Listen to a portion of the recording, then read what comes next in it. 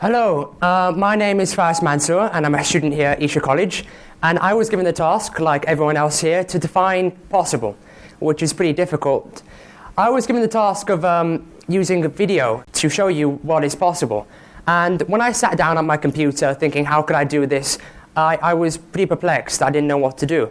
And this video kind of traces my story and how I found my own personal possible, the way I defined it. Thank you.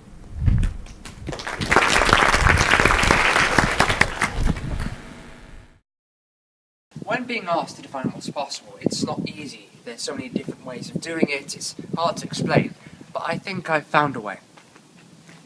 The dictionary, the home of definitions. The first stop on a journey that I thought could end right there. But when I got there, what I found was not what I thought possible was. Able to be done, within the power or capacity.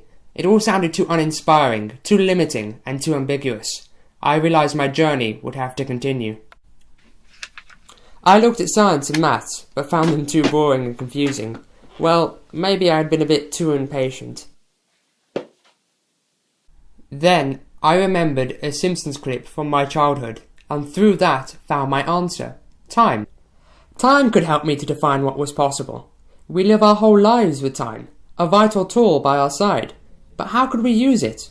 Well, by looking at everything that was possible in a period of time. A hummingbird can flap its wings up to 50 times in a second.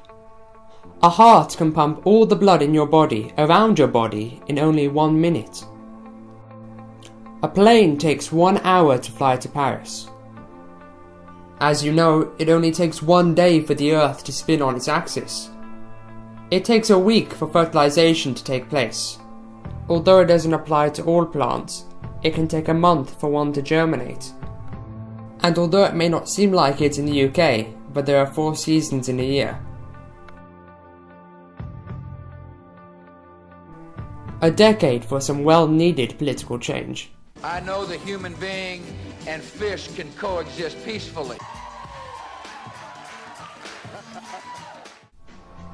A century for everything to change.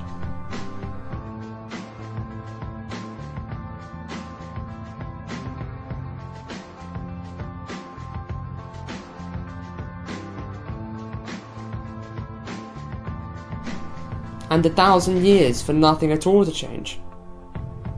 Or 1,000,000 years for the world as we know it to totally change.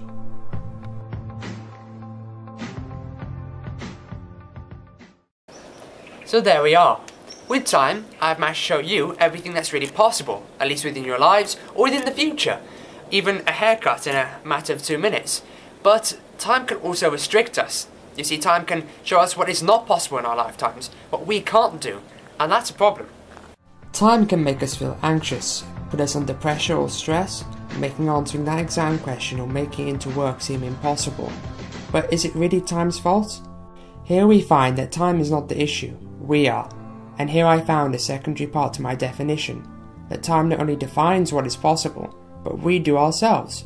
We choose whether to be negative and look at the impossibility of a task, or whether to be positive and look at the possibility of achieving a goal.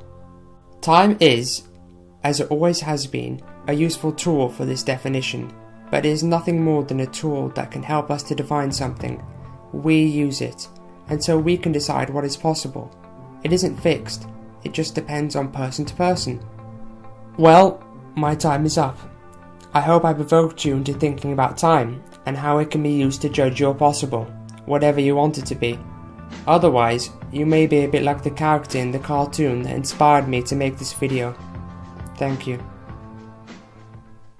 You took 4 minutes of my life and I want them back. Oh, I'd only waste them anyway.